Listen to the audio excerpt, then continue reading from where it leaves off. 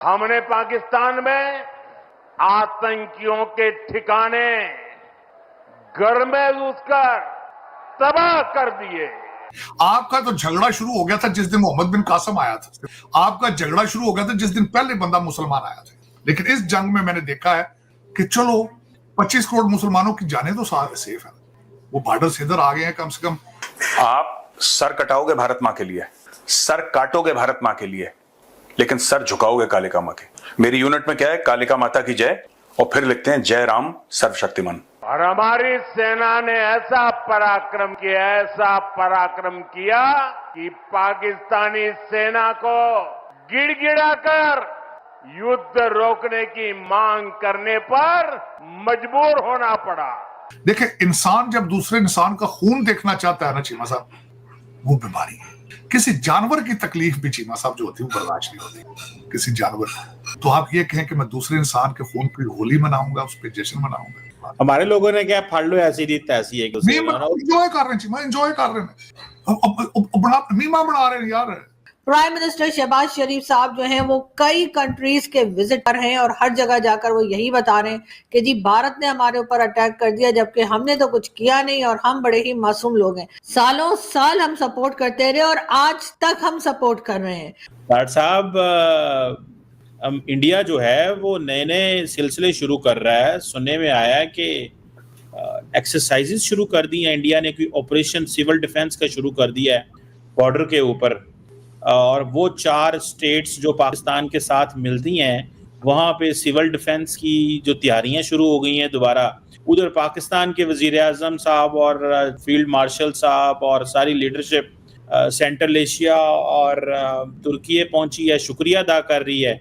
इधर कई लोगों का कहना यह है कि नरेंद्र मोदी साहब जो हैं वो गुस्सा दोबारा करना चाहते हैं, दोबारा लड़ना चाहते हैं, शायद वो अपनी मर्जी से चीज़ें करने का दिल रखते हैं। डॉक्टर साहब, ये जो क्राइसिस पैदा हुआ इसमें हमने देखा है कि हमारे वज़ीर आज़म शहबाज शरीफ तो बार बार कह रहे हैं हम बात करने को तैयार हैं, दहशतगर्दी के ऊपर भी, कश्मीर के ऊपर भी, पीस के ऊपर भी, सब के ऊपर बात करना चाहते हैं। वो हमें कहते हैं, हमने आपको पाकिस्तानी यूथ को कहते हैं तुम्हें गोली मार दूंगा, आराम से खाना खाओ। डॉक्टर साहब, ये क्या मोदी साहब चाहते हैं? क्या आपको लगता है कि वो गुस्से में हैं? क्या मसला क्या है डॉक्टर साहब? चीमा साहब, मैं पिछले तकरीबन अगर देखा जाए तो पिछले जब से ये हादसा, कश्मीर का हादसा हुआ है, जब से कंटिन्यूसली नॉन स्टॉप स्ट्रेस में हूं, और उसका कोई उसका फायदा नहीं है। क्योंकि उसकी वजह ये है चीमा साहब, ये लोकल सियासत है, ये नफरतों का कारोबार जो है, ये लोकल सियासत है चीमा साहब। और इज नॉट वर्थ इट कि इसको ज्यादा सीरियस लिया जाए। मैं जिस नतीजे पर पहुंचा हूं, अगर जंग ही ये समझते हैं सोल्यूशन, तो then they should have it. लेकिन मैं जिस तरह आपको बताया चीमा साहब, I am a student of history and student of political science. माजी में जिस तरीके से फॉरेन इन्वेडर्स ने हमारा फायदा उठाया, मैं तो अभी तक वही पढ़ रहा हूं कि वो किस तरीके से आए थे और कामयाब हुए थे। और मुझे लगता है कि आज भी हम वहीं के वहीं खड़े। इसमें से ये सारा जो कुछ भी हम बात कर रहे हैं, इसमें से फायदा किसका है? असला बनाने वालों का फायदा है, और किसी का कोई फायदा नहीं चीमा साहब। और तीसरी, अगर जो मैं समझता हूं कि मैं बल्कि अगले दिन अकेला बैठ के बल्कि सोच रहा था कि मुझे सोचना ये चाहिए मैं कौन हूं, और भारत और पाकिस्तान के साथ मेरा रिलेशनशिप क्या है चीमा साहब। मेरा बिल्कुल स्लोगन ये था, और आज भी मैं समझता हूं मेरा स्लोगन ये है कि अगर पाकिस्तान मेरी माँ है तो इंडिया मेरी खाला है। क्योंकि मेरे रिलेशनशिप इंडिया के अंदर इतने ज्यादा हैं जिनको मैं कभी किसी लेवल पे भी ना रिजेक्ट कर सकता हूं, ना निगलेक्ट कर सकता हूं, और हमेशा उनकी सेफ्टी के लिए दुआ को, हमेशा उनकी सेफ्टी के लिए दुआ।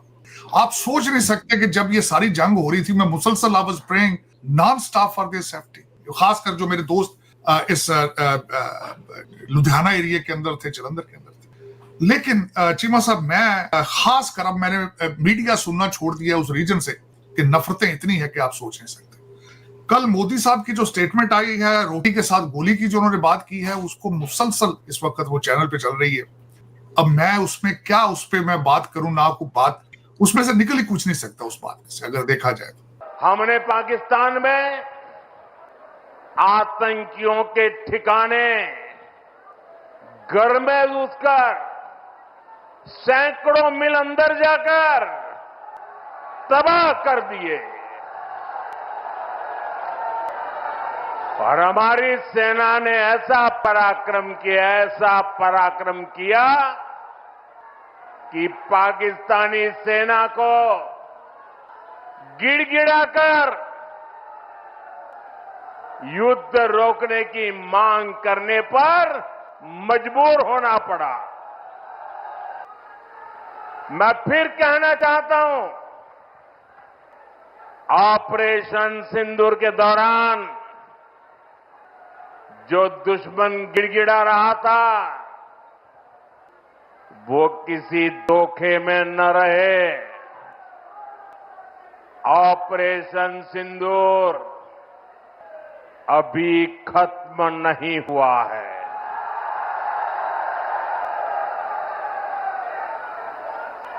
भारत ने आतंक के खिलाफ अपनी लड़ाई में 3 सूत्र स्पष्ट रूप से तय किए हैं। पहला, भारत हर आतंकी हमले का करारा जवाब देगा। उसका समय, जवाब देने का तरीका और जवाब देने की शर्तें हमारी सेनाएं खुद तय करेगी। दूसरा, भारत अब एटम बम की गीदड़ बप्पी से नहीं डरेगा और न ही उसके आधार पर कोई फैसला लेगा।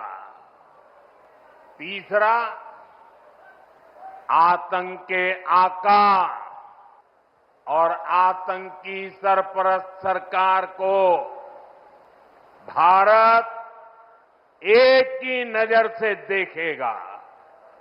पाकिस्तान का स्टेट और नॉन स्टेट एक्टर ये अब खेल चलने वाला नहीं है।